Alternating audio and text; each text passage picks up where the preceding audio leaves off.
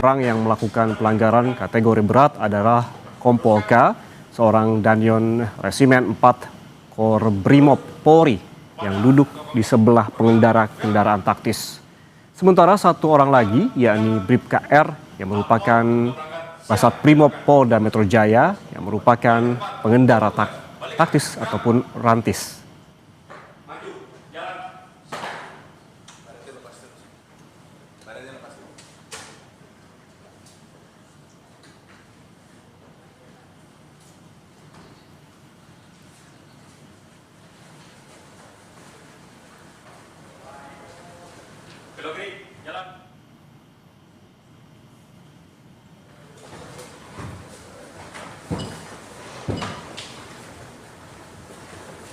Dan saudara, kita lihat kembali jalannya sidang etik polisi penabrak Afan Kurniawan yang digelar pada pagi tadi, di mana Komandan Batalion ataupun Danyon Resimen 4 Korps Brimob atau Korbrimob Polri Kompol K ini menjalani sidang etik Komisi Kode Etik Profesi Polri atau KKEP, Divisi Profesi dan Pengamanan atau Propam Polri. Pukul 9.22 waktu Indonesia bagian Barat, sidang Komisi Kode Etik Polri untuk memeriksa dugaan pelanggaran kode etik profesi Polri atas nama terduga pelanggar Kompol Kosmas K. Gai Esa NRP 75080881 jabatan Danyon A Resimen 4 pasukan pelopor Korbrimob Polri dengan resmi dibuka dalam sebuah untuk. Silakan sekretaris baca tata tertib sidang. Siap, tata sidang KP. Bernama 62 huruf D Perpol nomor 7 tahun 2022 tentang kode etik profesi dan Komisi Kode Etik Kepolisian Negara Indonesia. Diberlakukan tata sidang Komisi Kode Etik Polisi berikut. 1. Persidangan masih terbuka untuk umum. 2. Agar persidangan tertib. A. Beliau membuat keduaan dan tindakan yang dapat menggunakan persidangan. B. Beliau SMP atau saja merokok, membawa makanan, minuman ke dalam ruang sidang. C. Tidak menggunakan handphone dan menggunakan handphone dalam persidangan. D. Bagi anggota sidang, pendamping, saksi dan juga pelanggar yang akan bicara harus izin ketua komisi sidang. E. Komisi berwenang menggunakan tugas propos untuk mengeluarkan pengunjung yang melanggar tugas tertib. Selesai. Baik, terima kasih sekretaris. Silakan hasilnya cukup banget.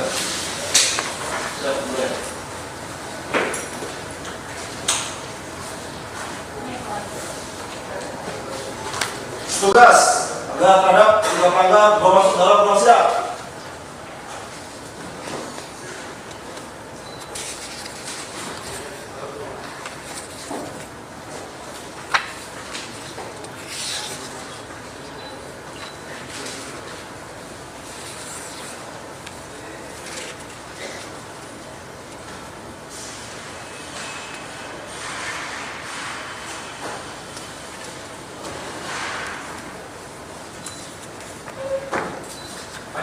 Jalan. Belok kiri, jalan. Jalan ke depan, gerak. Henti, gerak. Arahkan, gerak. Luruskan. Lurus. Kepada ketua komisi. Hormat, gerak. Tegak, gerak. Lapor terduga pelanggar siap dihadapkan. Terima kasih. Petugas kembali tempat. Kembali ke tempat. Untuk petugas, balik kanan, gerak. Maju, jalan. Badannya lepas terus. Badannya lepas terus.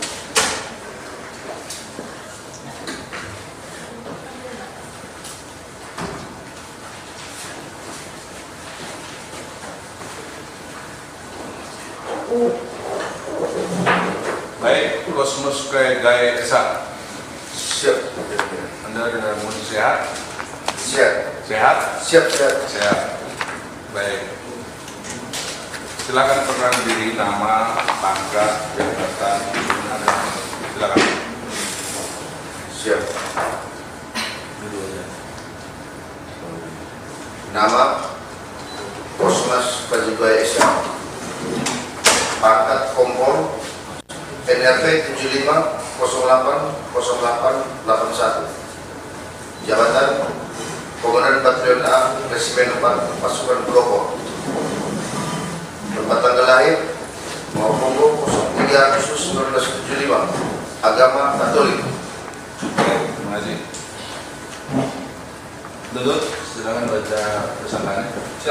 Terima kasih yang mulia. Markas Besar Kepolisian Negara Republik Indonesia, Divisi Profesi dan Pengamanan untuk keadilan. Tersangkaan pelanggaran kode etik profesi Polri nomor SKN 113/9/2025.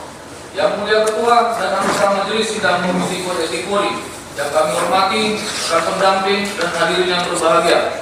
Pada hari ini, Rabu, tanggal 3 September 2025 berdasarkan 1.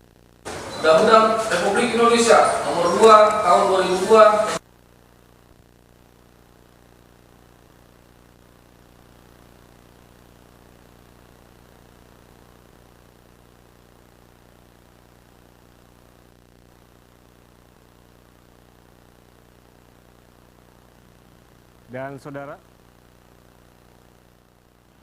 Dan saudara untuk mengetahui informasi terkini di gedung TNCC Mabes Polri untuk mengetahui informasi terkini terkait dengan sidang etik polisi menembak Afan Kurniawan, kita langsung bergabung dengan jurnalis Kompas TV Asri Gunawan di sana. Asri, selamat siang. Bagaimana dengan sidang pada siang hari ini? Apakah dilanjutkan atau seperti apa?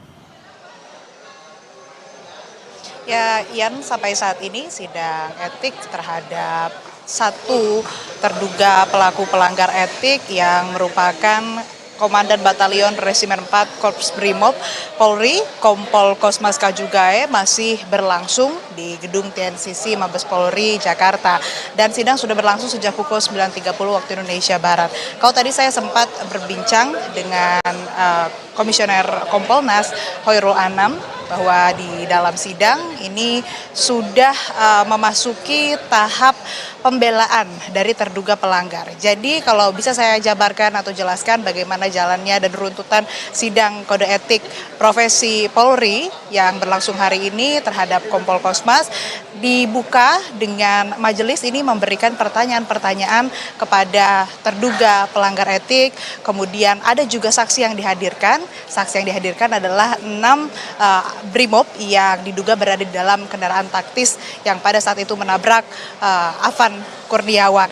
Dan setelah diberikan sejumlah pertanyaan oleh majelis etik, kemudian terduga pelaku pelanggar etik ini juga diberikan kesempatan untuk membela dengan adanya pembelaan dari divisi hukum yang memang sudah disediakan untuk melakukan pembelaan terhadap terduga pelanggar etik. Barulah nanti akan ada tuntutan dan diputus apa yang kemudian nanti akan dijatuhkan, apakah terbukti melanggar berat dan apa sanksi yang akan dijatuhkan begitu. Kalau kita lihat dari pelanggarannya jika terklasifikasikan atau tergolong berat, maka untuk sanksinya tidak menutup kemungkinan akan PTDH atau pemberhentian tidak dengan hormat. Dan tadi kalau kata Komisioner Kompolnas yang memang selain dari internal Polri yang mengurus sidang etik profesi dari Kompol Kosmas ini, dilibatkan juga pihak eksternal, ada Kompolnas. Tadi kata Khairul Anam, pertanyaan-pertanyaan yang diajukan oleh majelis begitu tajam, begitu rinci, konstruksi perkaranya juga sangat bisa dibilang sangat lengkap, begitu sehingga nantinya putusan ataupun juga yang nantinya akan disampaikan keputusannya apa, sanksinya apa terhadap Kompol Kosmas ini bisa disampaikan hari ini. Tapi memang kami masih menunggu. Kalau tadi prosesnya sudah sampai pembelaan, artinya seharusnya tidak lama lagi tuntutan lalu putusan apa sanksi yang akan nantinya diberikan kepada Kompol Kosmas atas dugaan pelanggaran etik yang dilakukannya dalam peristiwa tewasnya atau tertabraknya Afan Kurniawan pada saat tanggal 28 Agustus 2025. Sementara demikian, Yan. Baik, terima kasih jurnalis Kompas TV Asri Gunawan yang melaporkan langsung dari gedung Mabes Polri. Selamat bertugas kembali. Dan untuk membahas hal ini, saudara, kita langsung bergabung dengan pakar hukum Heri Firmansyah. Pak Heri, selamat siang. Selamat siang, Assalamualaikum warahmatullahi wabarakatuh. Oke, Pak Heri, kita membahas terkait dengan sidang kode etik yang berlangsung pada hari ini di Mabes Polri begitu. Kalau kita melihat teknisnya, apakah Anda melihatnya ini akan berlangsung panjang atau bisa selesai pada satu kali sidang hari ini? Karena tadi jurnalis Kompas TV menyebutkan kemungkinan juga ada hasilnya sanksi bisa disampaikan pada hari ini. Ya, tentunya kita membedakan ya, Bang. Dalam konteks ini adalah proses persidangan pidana pada umumnya. Ya, itu kan berarti perkaranya persidangan hukum acaranya biasa. Nah, kalau biasa memang akan memakan waktu karena ada proses pembuktian yang panjang, ada replik duplik dan lain sebagainya. Tapi kalau dalam persidangan kode etik itu sangat singkat ya. Bisa saja dalam maksimal dalam beberapa hari lah, 2 atau 3 hari, atau mungkin bahkan kalau memang sudah punya bukti yang kuat, keyakinan bisa lebih dipersingkat. Ya, bisa saja mungkin tadi sepakat ya, bisa 1 hari karena bukti ini kan nyata ya, informasi-informasi ini sudah beredar di media sosial dan saya yakin dan percaya yang menyidangkan eh, etik pada hari ini juga sudah mengikuti kasusnya karena sudah kasus nasional gitu kan. Jadi jauh lebih mudah untuk mendapatkan data fakta yang akan coba dikonfrontir dalam persidangan etik hari ini. Jadi secara waktu sangat singkat, kalau persidangan biasa itu maksimal bahkan bisa 6 bulan berjalan begitu ya. 3 bulan, 4 bulan berjalan kalau memang alot dalam konteks pembuktian. Tapi dalam persidangan etik ini tentu tidak menggunakan prosedur hukum acara biasa secara pemeriksaan begitu. Oke, Pak Heri, apa sebetulnya yang menjadi faktor begitu sidang etik? Faktornya menjadi singkat ataukah menjadi lebih lama? Itu apa yang menentukan? Ya, karena ini kan tidak mengacu pada kebenaran material yang eh, dikontekskan dalam pemeriksaan biasa tadi di kasus-kasus persidangan di pengadilan negeri misalnya. Tapi ini kan lebih kepada sifat yang etik ya. Etik itu kan bicara proseduralnya. Maka akan dilihat apakah menjalankan SOP atau tidak, kemudian melanggar ketentuan teknis atau tidak. Misalnya dalam pengamanan tadi mereka merujuk pada apa? Ya, apakah Perpol katakanlah kemudian ada aturan dari Perkap Kapolri yang dilanggar, misalnya ada peraturan Kabareskrim, Perkaba, bahkan satuan teknis lainnya. Dalam konteks ini kan berarti sifatnya tidak serumit apa yang ada dalam ketentuan undang-undang, misalnya mengaturnya sebagai lex generalis, karena kita memisahkan antara sidang etik dengan sidang dugaan perbuatan pidana yang diduga dilakukan oleh ketujuh orang ini. Maka tentu yang disasar, yang kemudian akan dicoba difokuskan itu secara objek berbeda gitu ya. Apakah kemudian nanti hasil dari sidang etik ini akan memperkuat proses ke depan terkait dengan dugaan perbuatan pidananya? Nah, itu yang akan kita lihat ya. Pada hakikatnya pertanyaan besarnya juga akan mungkin muncul adalah apakah harus menunggu sidang etik dulu baru kemudian dugaan perbuatan pidana yang muncul dari tindakan tersebut itu bisa diproses secara bersamaan atau tidak. Kalau kita mengacu pada kasus-kasus sebelumnya, misalnya di kasusnya Verdi Sambo, itu kan di sidang etik juga kan, kemudian proses pidana juga muncul di sana. Itu bisa secara simultan berjalan. Nah, ini yang menjadi penjelasan kita juga dalam praktik beracaranya. Bukan berarti dihilangkan haknya juga untuk membela diri ya, tetap yang bersangkutan punya hak untuk membuktikan yang sebaliknya. Tapi dalam konteks ini ranahnya hanya bicara tentang aturan operasionalnya di lapangan seperti apa. Kalau kemudian pelanggaran, maka pelanggaran itu yang kemudian akan dilihat sejauh mana pelanggaran itu dimaknai, apakah itu nanti putusannya adalah ini pelanggarannya termasuk kategori berat, sedang atau ringan gitu. Oke, Pak Heri, seperti yang Anda sebutkan tadi, kami menekankan bahwa kemarin juga Kompolnas menyebutkan terkait dengan sidang etik dan juga soal pidananya begitu.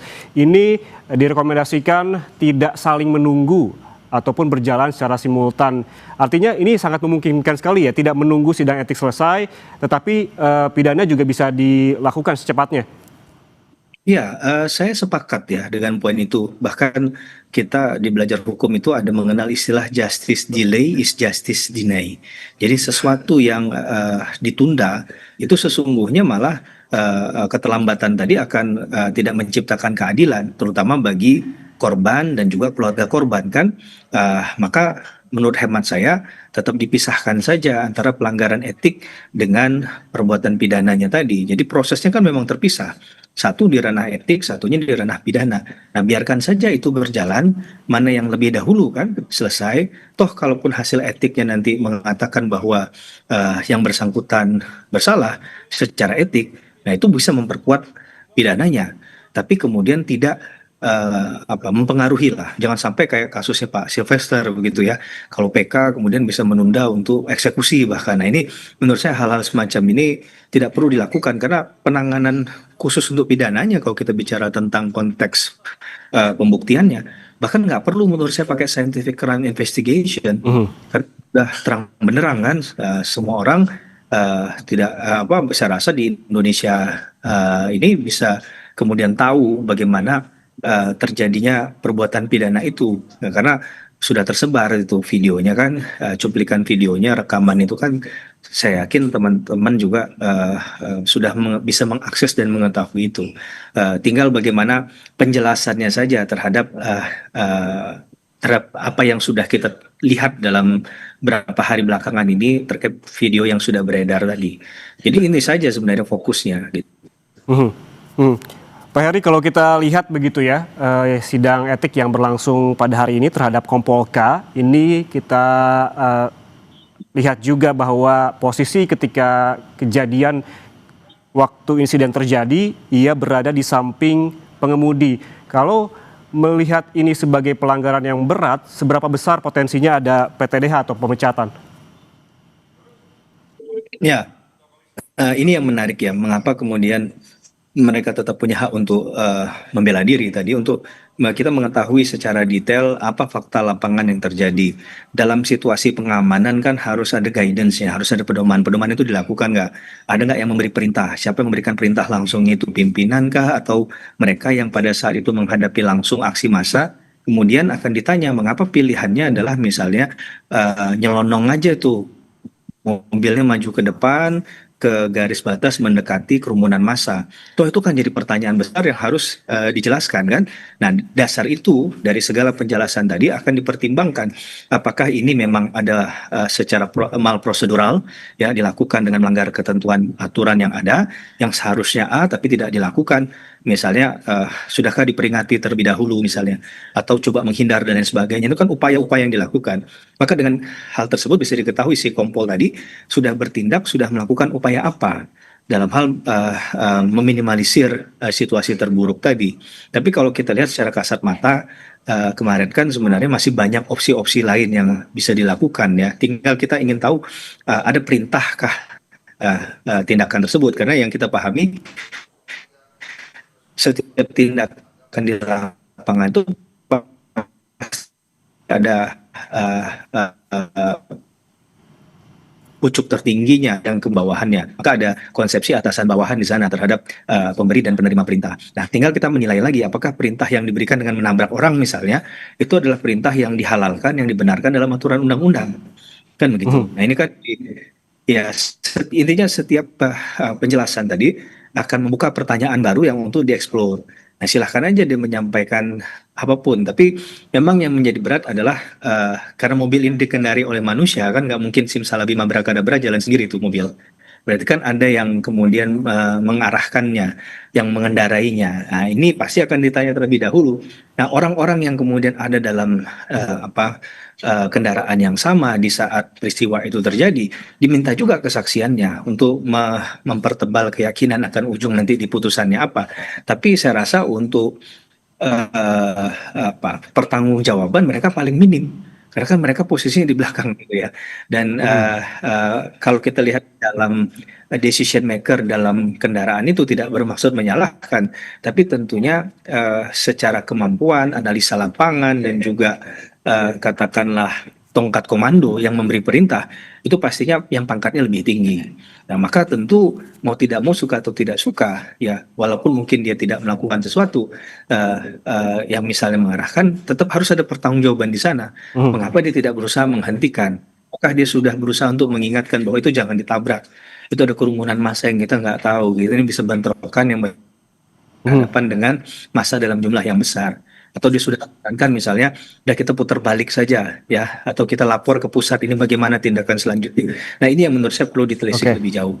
Nah kita nggak tahu apakah kemudian itu akan terungkap dalam persidangan etik hari ini atau ya ini jangan sampai sudah dicarikan jalan keluar yang lain. Yang kita mintakan sebenarnya sidang etik ini tidak hanya proseduralnya saja yang berjalan, tidak hanya dalam tanda petik gugur kewajibannya, tapi dalam hal bisa mengungkap fakta-fakta yang ada sehingga kalaupun ada orang yang dihukum, baik secara etik maupun pidana, memang orang yang pantas bertanggung jawab, bukan Oke. orang yang dipaksakan untuk bertanggung jawab atau menjadi tameng nantinya. Gitu kira-kira. Oke, kalau tadi secara konteks etik begitu potensi PTDH berarti sangat memungkinkan begitu. Lalu bagaimana dengan konteks pidana, apa saja yang bisa dipidanakan terkait perannya yang memang berada di samping pengemudi? Tapi jangan dijawab dulu, Pak Heri. Saat lagi kami kembali di Breaking News Kompas TV.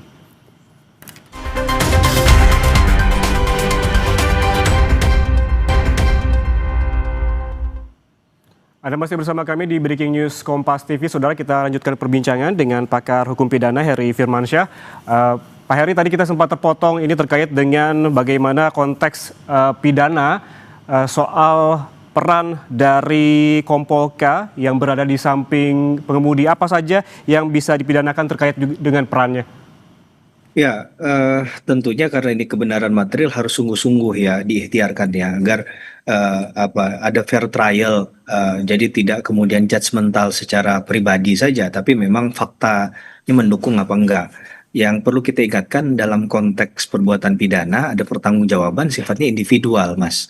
Jadi tentunya akan melihat sejauh mana porsi kesalahan yang dilakukan. Nggak boleh ditambah-tambahi, nggak boleh dikurangi. Jadi kita juga apresiasi lah, kepolisian sudah terbuka, bahkan sidangnya bisa diliput ya, diakses oleh media untuk melihat bahwa ini bukan hanya sekedar gugur kewajiban saja prosedural yang dilakukan, tapi juga untuk menggali fakta-fakta sebenarnya, keterbukaan, transparansi, akuntabilitas yang coba digali dalam hal ini. Nah, untuk kasus di Kompol tadi, menurut saya begini, tentu harus didengarkan tadi ya, secara kronologinya seperti apa keterangan yang dia berikan, kemudian dari situ akan dikonstantir peristiwa-peristiwa hukum mana yang bagian dari pertanggungjawabannya yang bersangkutan. Tapi kalau sampai kita sepakat bahwa ini sudah ada perbuatan pidana karena ada timbulnya korban jiwa dari Mas Afan Kurniawan ya, selaku pengemudi ojek online yang kita semua merasa kehilangan dan juga turut berduka cita yang mendalam atas kepergian beliau, ya itu menurut saya ya sanksi perbuatan pidana yang paling muncul, yang paling gampang kita lihat adalah hilangnya nyawa seseorang. Nah, kalau kita lihat hilangnya nyawa seseorang tuh hanya dua pilihannya di pasal KUHP kita. Apakah dia menggunakan kriteria pasal 359 karena kealpaannya menghilangkan nyawa orang lain, atau pasal yang lebih berat lagi yaitu pasal 338 KUHP yaitu ya mau itu kita anggap sebagai suatu pembunuhan, perbuatan pidana ya karena menghilangkan nyawa seseorang. Tinggal caranya saja, apakah ditabrak, apakah ditusuk, apakah ditembak, itu kan hanya akan berkaitan dengan fakta yang nanti akan digali seperti itu kan, seperti layaknya di kasus Sambo misalnya. Nah, kira-kira demikian menurut saya. Jadi tapi dalam penggunaan konteks pasal tadi, kriteria pasal tadi, ancaman pidananya berbeda. Nah, kalau dia kealpaan saja karena bukan karena niatan, bukan karena intentionnya dia, itu maka pidananya lebih ringan ya dibandingkan dengan pasal 338 yang di sini tentunya bisa dikatakan membunuh seseorang itu ya pasti ada unsur niatnya dulu, sengajaan kan gitu.